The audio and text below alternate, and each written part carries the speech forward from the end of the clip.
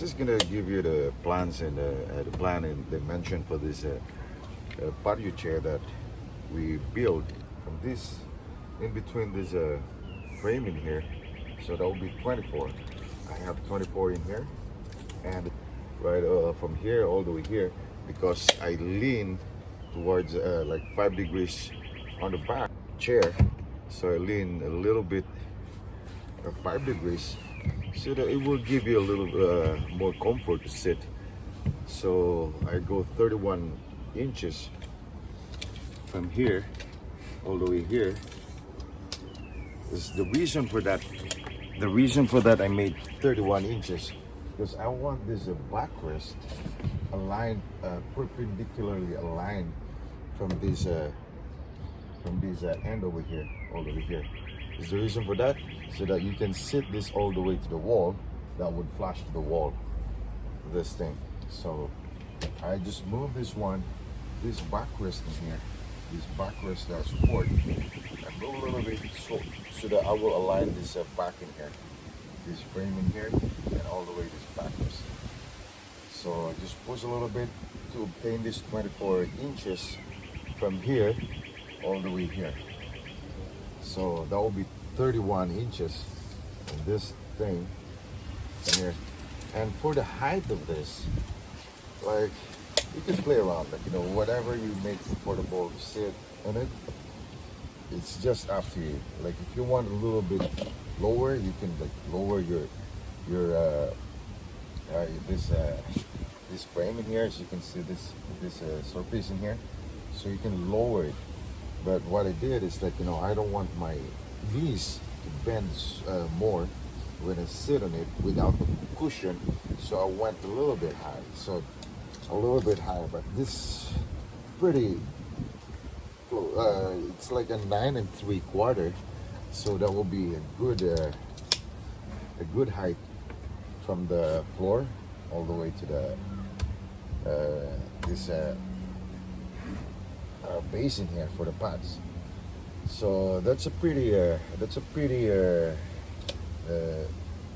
comfortable dimension for me. Well, for the DIYers out there, whatever height or whatever dimension for the chair that you want, you can go ahead. Nobody gonna stop you. It's your project, and at the end of the day, you're the one who gonna use it. But for me, every time like I build for a client, like I always rely on whatever they want. But for me, but for this project, since I just want to show you on how to easily build this one without any complicated joinery.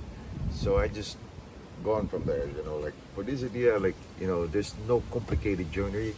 The only thing I miter here is for this here.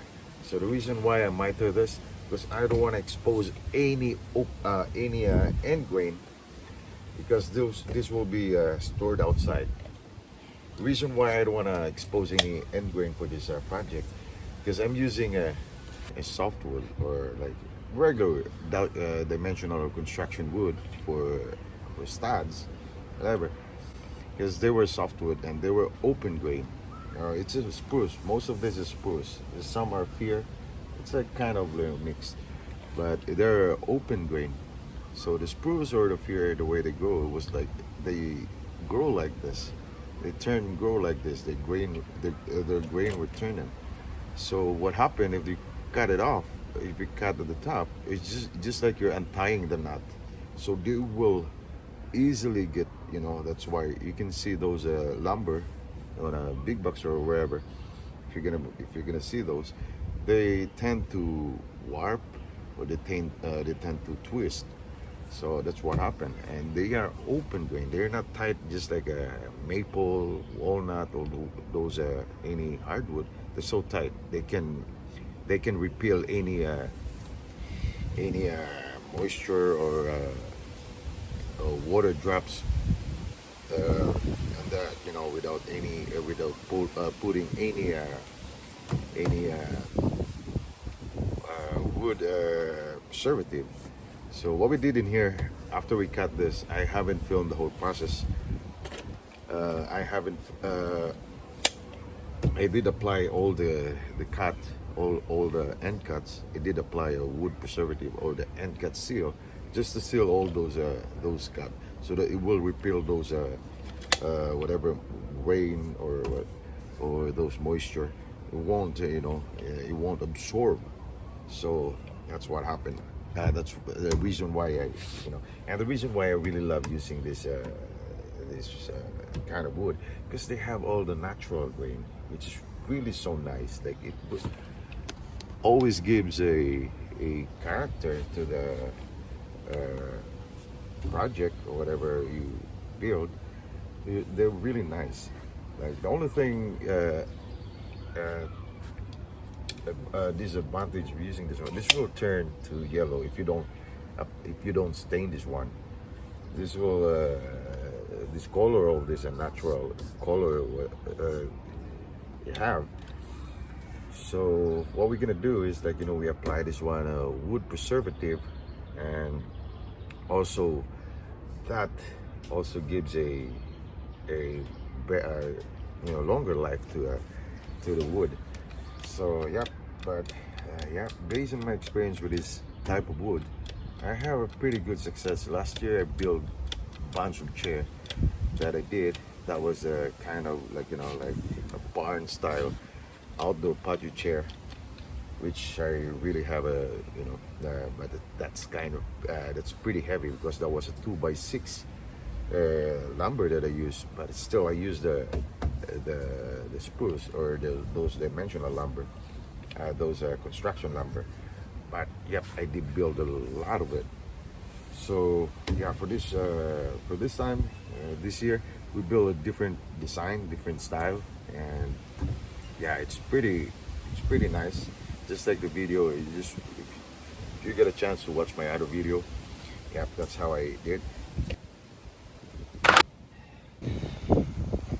All right, so far this is the progress of our chair that we make, and yes, we're gonna put another board over here, like 3 boards over here, so that it look more decent. Like, it's not that very like those are usual outdoor patio chair, just like because I don't want like this, like it look like just like a frame. So yep, I'm gonna put a boards over here, which I already have all pre-cut, and yep, just assemble it, and there you go. So well, that's the progress for 2 days that we've been making this, and we're gonna stain this by the afternoon. And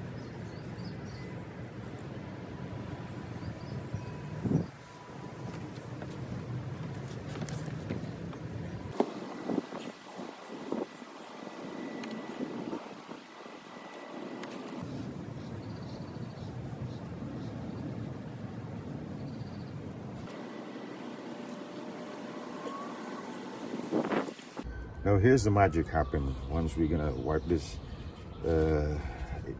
existing stain in here. As you can see it here, I'm gonna wipe it. I always show that natural grain. That gives so much character to the project that you're making.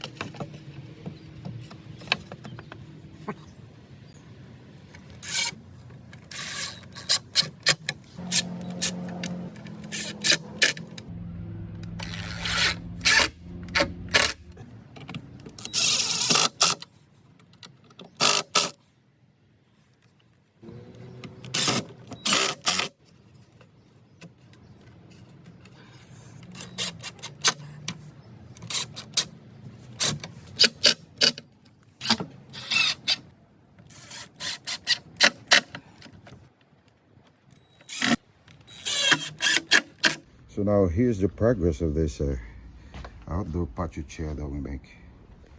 So I spent like $210 for these two pairs, and also have the material for the love seat, so that will be good enough, like 210 for the whole set, like 2 chairs and a love seat, so look decent.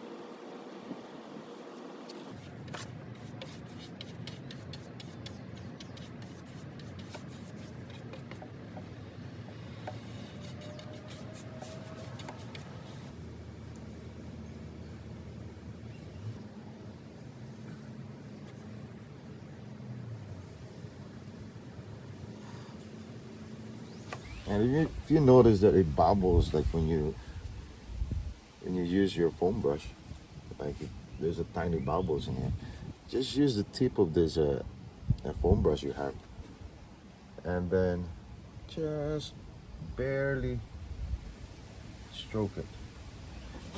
That's the trick to eliminate those bubbles. So which is really good. Like as you can see it here.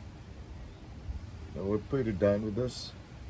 Thing is, you can see it's just like it's shining like glass.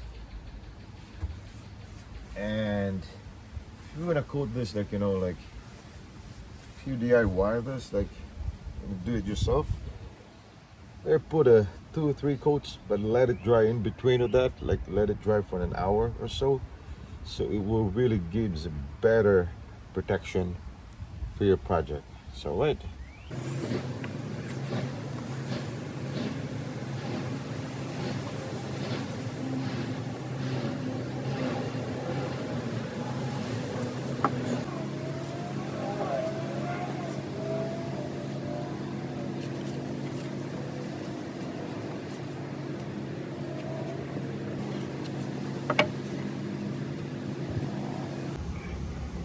So here's the final and the last coat that we did.